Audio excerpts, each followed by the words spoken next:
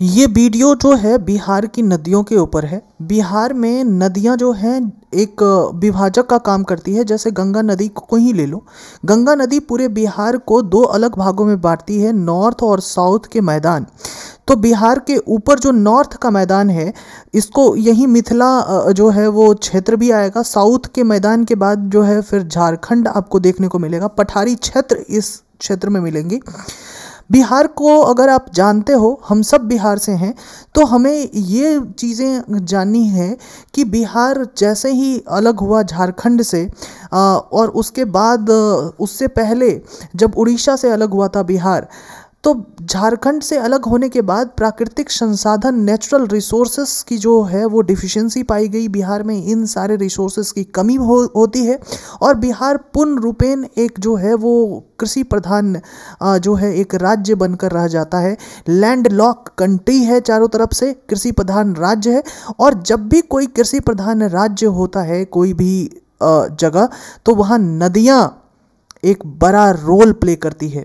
यही कारण है कि बिहार का जो आयोग है बीपीएससी, उसमें जो है बिहार की नदियाँ से बहुत सारे प्रश्न पूछे जाते हैं। क्योंकि बिहार का अगर आप ज्योग्राफिकल जो स्ट्रक्चर देखो, इसमें बिहार की नदियों का बड़ा रोल है। क्योंकि ये इकोनॉमी पे भी खेल करती है। बिहार एक कृषि प्रधान राज्य है, बार बार मैं कह रहा हूँ।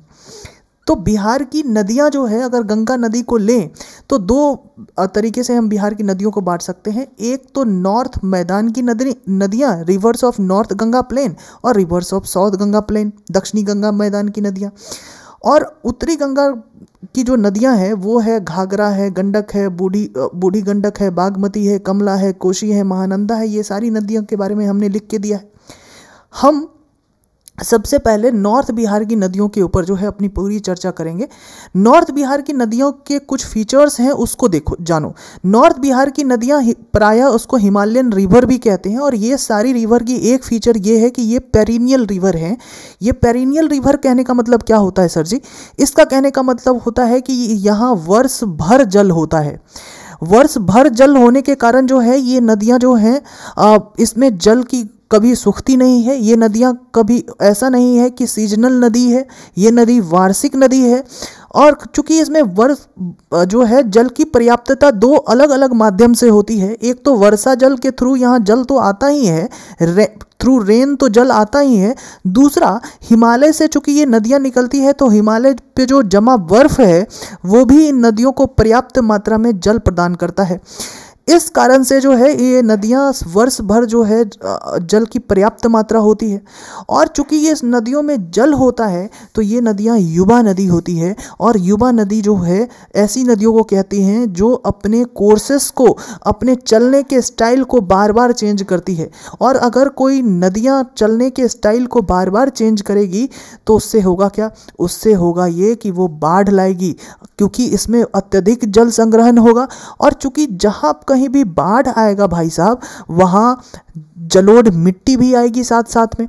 तो बाढ़ तो एक तरीके से डिजास्टर होता ही है, लेकिन उसका एक फ़ायदा ये है कि बिहार में उन क्षेत्रों में जहाँ बाढ़ अधिक आती है वहाँ की जो मिट्टी है वो बहुत उपजाऊ होती है और वहाँ बहुत जमकर जो है वो कृषि जो है वो किया जाता है।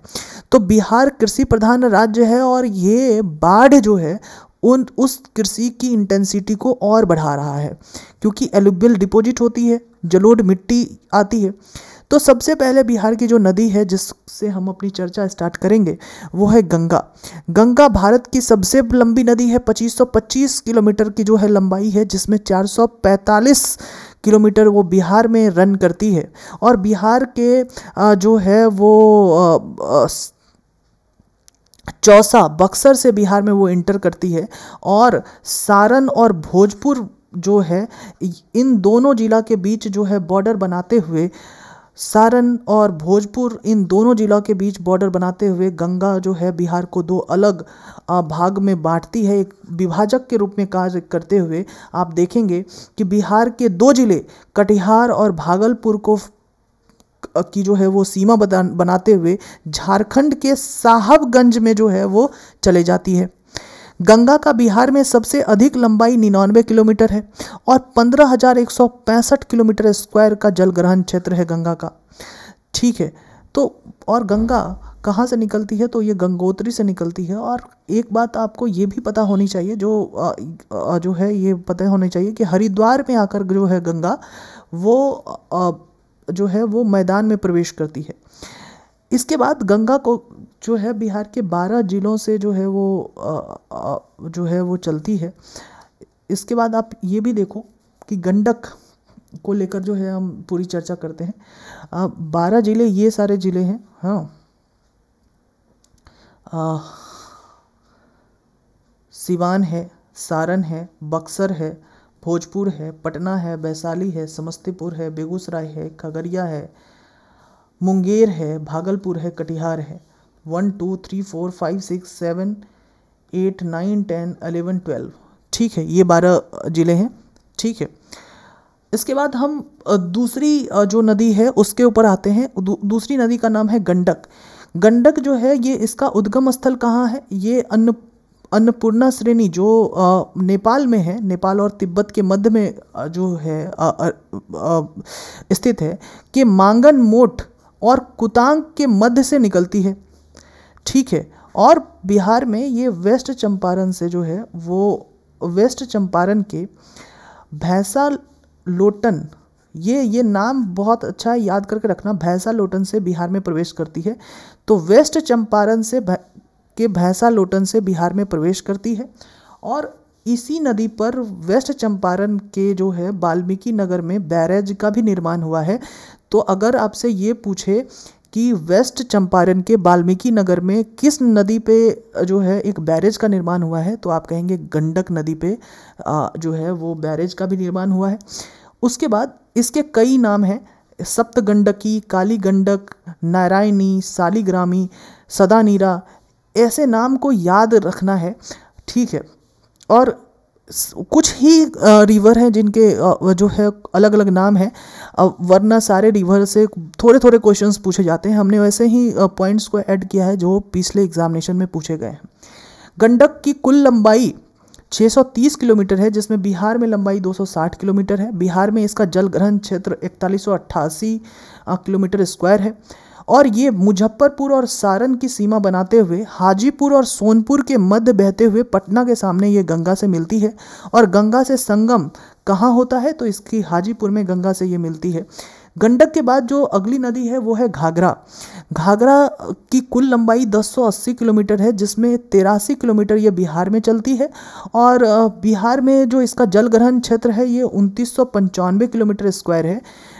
घाघरा कहाँ से निकलती है, तो घाघरा नेपाल में स्थित गुरला मंधाता चोटी से निकलती है, के पास नामफा से निकलती है। इसका अन्य नाम सरयू है, लखनदेई है, करनाली रिवर भी है। तो ये जो सरयू है, घाघरा का ही नाम सरयू भी है। ठीक है। करनाली रिवर भी है, लखनदेई भी नाम है। और ये अपने आप में बीबीआई है, इससे पुराने प्रश्न पूछे गए हैं। और बिहार में जो है वो गोपालगंज में इंटर होती है। और गंगा से जो है वो दौरीगंज, जो छपरा सारण का जो एरिया है, वहाँ ये गंगा में मिलती है। तो कौन सा जिला में मिलती है गंगा में, ये सारण में मिलती है। दौरीगंज एक जगह है, वहाँ आके ये गंगा में मिलती है। तो घाघरा भी गंगा में मिल रही है। और हमने अभी देखा कि गंडक भी गंगा में मिल रही है। गंडक कहाँ मिल रही है गंगा में, हाजीपुर में। और घाघरा सारण छपरा के एरिया में जो है वो मिल रही है। इसके बाद हम बात करेंगे बूढ़ी गंडक की। जैसा इसका उद्गम स्थल जो है वो बिहार में ही है। सोमेश्वर श्रेणी के विशंभपुर के पास जो है चौतरवा चौर से निकलती है ये बूढ़ी गंडक। बूढ़ी गंडक के बारे में जो बहुत चीज़ें आपको जाननी है, कुल लंबाई 320 किलोमीटर है और पूरी बिहार में ही ये नदी है। बिहार में ही उद्गम स्थल और बिहार में ही समाप्त होती है। लेकिन आपको ये बातें जानने की वाली बहुत चीज़ें हैं कि बिहार में सबसे तेज़ जलधारा वाली ये नदी है ना।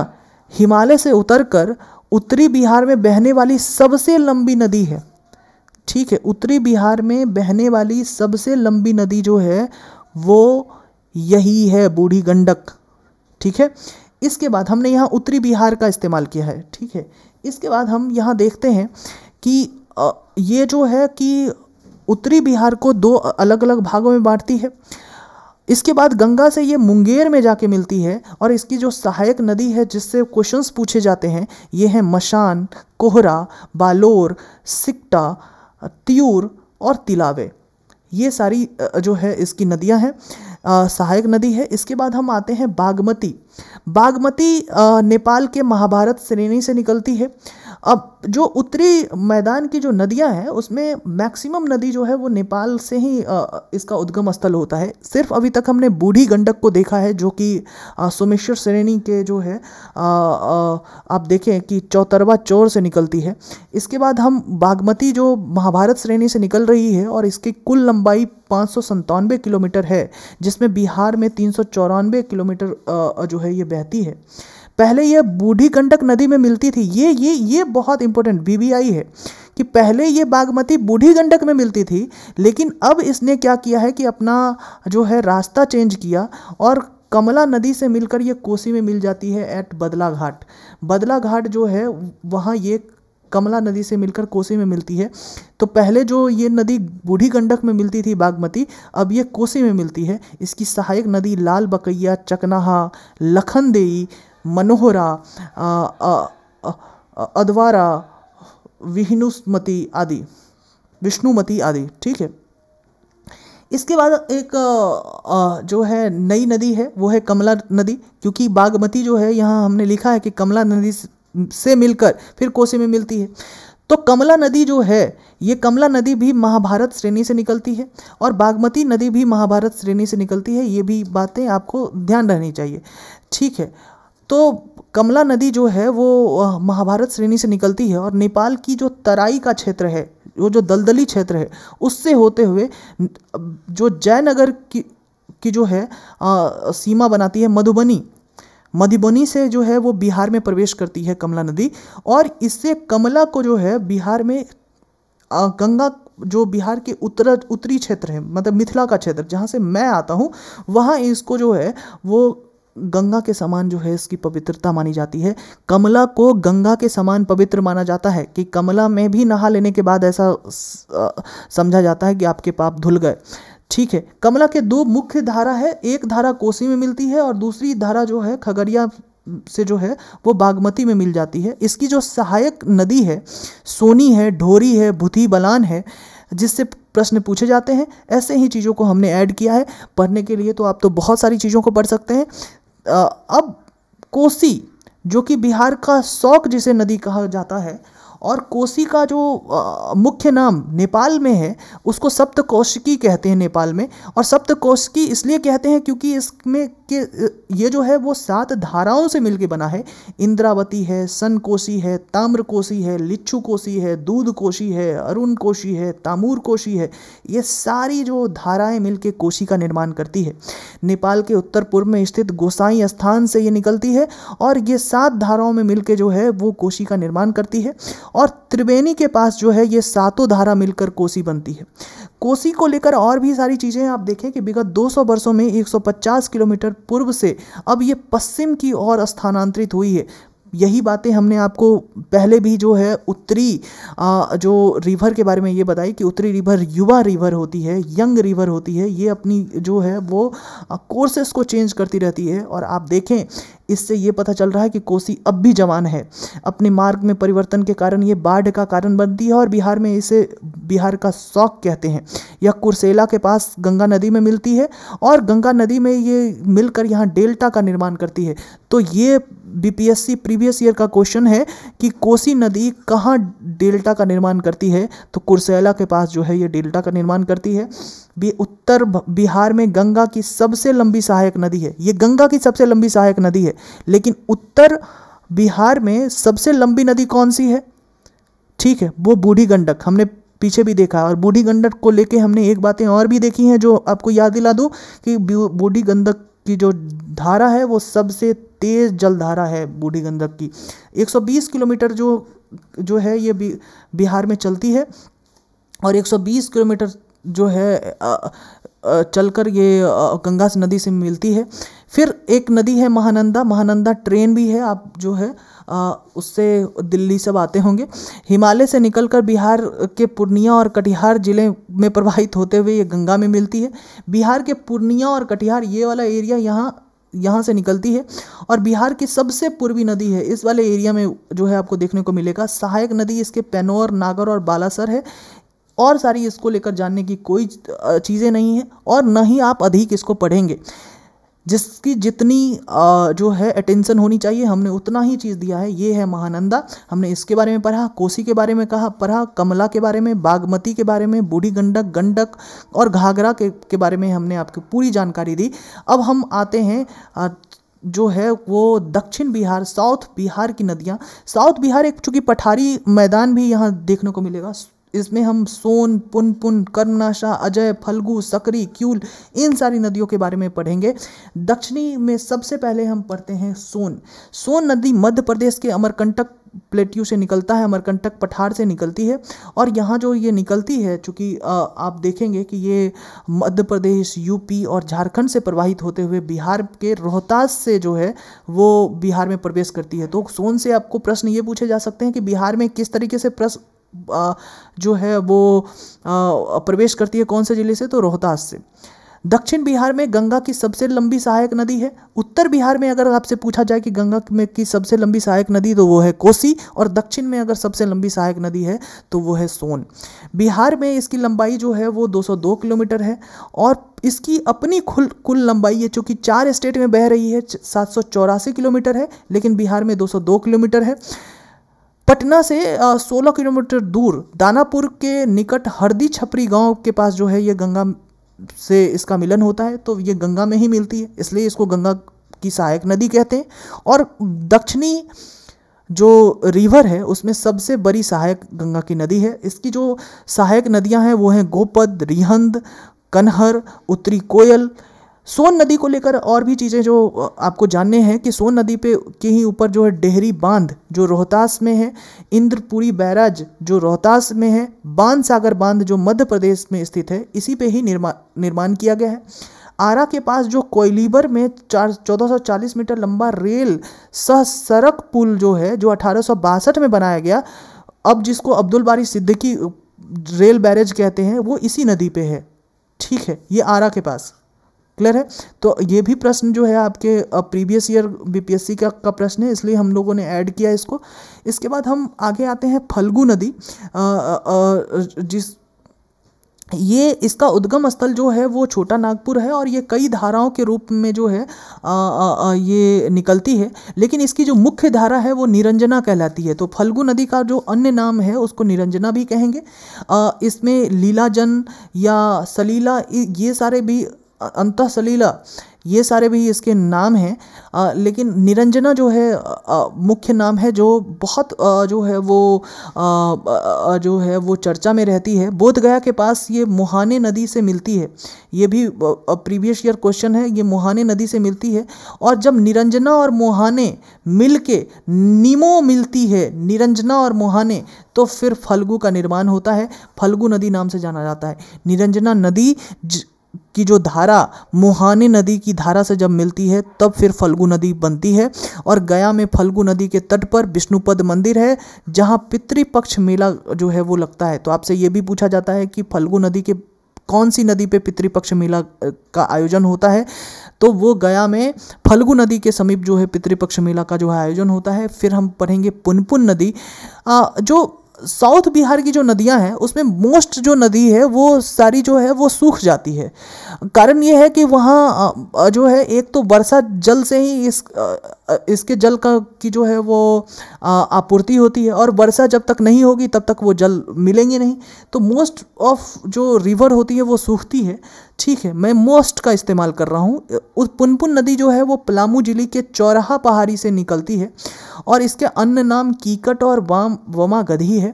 और बिहार में औरंगाबाद, अरवल, पटना जिले में गंगा के समानांतर चलते हुए फतुहा के पास जो है वो गंगा में मिलती है। इसके बाद आपको ये बता दें कि इसकी जो सहायक नदी है वो है दरघा, यमुना, मादर, रामरेखा, आद्री, धोबा, मोरहर आदि। इसके बाद फिर आगे हम लोग पढ़ें तो ये है अजय नदी। अजय नाम बहुत फेमस है। ये नदी बिहार के जमुई जिला के बाटपार पहाड़ से निकलकर झारखंड के कुशबेदिया में प्रवेश करती है, फिर जमतारा जिला में कजवा गांव और प्रवेश करके, है ना, कजरा गांव कहाँ है? जमतारा और देवघर जिला की सीमा बनाती है ये कजरा गांव में, और चितरंजन शहर में प्रवेश करती है। और इस मेनली ये जो अजय नदी है ये है झारखंड में, तो इससे प्रश्न जो है आपको नहीं पूछे जाएंगे, ठीक है। लेकिन अजय नदी जो है बिहार के चूँकि बिहार के जमुई जिला से जो है के बाटपार पहाड़ी से निकलती है, तो यहाँ तक ही आपको याद रखना है कि बिहार के जमुई जिला के बाटपार पहाड़ी से निकलती है अजय नदी। इसके बाद आप नहीं याद रखेंगे क्योंकि आप बीपीएससी की तैयारी कर रहे हैं, आप जीपीएससी की तैयारी नहीं कर रहे हैं। मैं आपको ये बता रहा हूँ कि इन सारी जो इन्फॉर्मेशन है उसको याद नहीं रखनी है। इसके बाद हम लोग आगे आते हैं सकरी नदी। सकरी नदी का उद्गम स्थल झारखंड में है। ये भी झारखंड की नदियाँ हैं, आप चाहें तो इसको छोड़ सकते हैं, लेकिन फिर भी आप देख लो कि सकरी नदी का उद्गम स्थल झारखंड में छोटा नागपुर पहाड़ का उत्तरी भाग हजारीबाग पठार है, और यह नदी बिहार के गया, पटना, नवादा और मुंगेर जिला में प्रवाहित होती है। झारखंड के छोटा नागपुर पहाड़ से निकलती है, लेकिन चूंकि बिहार में प्रवाहित होती है इसलिए ये नदी को तो आप जो है लेकर चलोगे। मैं ये कह रहा हूँ कि वैसी नदियों को लेकर चलना है जो बिहार में प्रवाहित होती है या उसका उद्गम बिहार में है, ठीक है। ऐसा नहीं कि वो कहीं और प्रवाहित हो रही है और फिर हम उसको याद करके बैठे रहे, नहीं। इसी सकरी नदी का जो दूसरा नाम है वो सुमागधी है। ये हमने लिखा है, इस नदी को सुमागधी नाम से भी जानते हैं, ठीक है। और ये बिहार के गया, पटना और नवादा और मुंगेर जिला में जो है प्रवाहित होती हुई जो है गंगा नदी में मिलती है और गंगा की सहायक नदी है। अब जो मेन नदी है वो है कर्मनाशा। कर्मनाशा का जो मुख्य मतलब होता है कर्म का नाश करने वाला, और इस नदी को विंध्याचल की पहाड़ियों में सारोदाग जो कैमूर से निकलकर चौसा के पास गंगा नदी में मिलती है। हिंदू जो धार्मिक मान्यता के अनुसार इस नदी को अपवित्र या अशुभ माना जाता है। ये कुछ नदियाँ जो पवित्र है, जैसे कमला नदी को हमने क्या बोला कि जो उत्तर बिहार है, उत्तर बिहार में वो उसको गंगा के समान जो है वो इज्जत मिली हुई है, लेकिन कर्मनाशा को हिंदू धार्मिक मान्यता के अनुसार इसको अशुभ नदी माना जाता है। ये ब्यूटी है भारत की। इसके बाद है चानन नदी। चानन जो है, चूँकि नाम को अपभ्रंश हम लोग कर दिए हैं, लेकिन चानन पंचाने इसका मुख्य नाम है, लेकिन आप देखो कि इसका पंचानन है, जो अप्रशंसित होकर चानन इसको कहलाने लगा। तो ये भी हम देखो कि हम लोग जो है धीरे धीरे बोलते बोलते हम लोगों ने नाम को ही चेंज कर दिया। और इस नदी की मुख्य धाराएं जो हैं वो पैमार है, तिलैया है, धनराजे है, महाने है। ये छोटा नागपुर पहाड़ी से निकलती है। ये सारी धाराएं राजगीर के पहाड़ी के अवरोध के कारण नालंदा जिला के गिरियक के पास एक होकर आगे प्रवाहित होती है। तो चानन नदी भी पंचानन आप ये कहोगे, ठीक है। और राजगीर के पास जो है वो गिरियक के पास एक होकर ये आगे प्रवाहित होती है। इतनी सारी चीज़ें जाननी थी। और एक चीज़ जो एक नदी है क्यूल जो है, जब आप ट्रेन से सफ़र करेंगे तो क्यूल जो है वो जगह आपको एक स्टेशन भी मिलेगा आपको। तो इस नदी की उत्पत्ति हजारीबाग के पठार से हुई और बिहार के जमुई जिला के सतपहाड़ी के पास प्रवेश करती है बिहार में, है ना। चूँकि झारखंड में इसकी उत्पत्ति हो रही है, लेकिन चूंकि ये बिहार में प्रवेश कर रही है इसलिए आपको पढ़ना पड़ेगा। और इसकी प्रमुख सहायक नदियां जो हैं वो बरनर, अंजन, हरोहर आदि हैं। आप इसकी सहायक नदियों को छोड़ सकते हैं। लखीसराय जिला में के सूर्यगढ़ा के पास जो है ये गंगा में मिलती है, और ये बीपीएससी का प्रश्न रहा है प्रीवियस ईयर का कि ये कहाँ बिहार में क्यूल नदी जो है वो गंगा से मिलती है। तो this is what the beauty of examination, कि बिहार में अगर वो नदी कोई कार्य कर रही है तो उसी से प्रश्न पूछेंगे।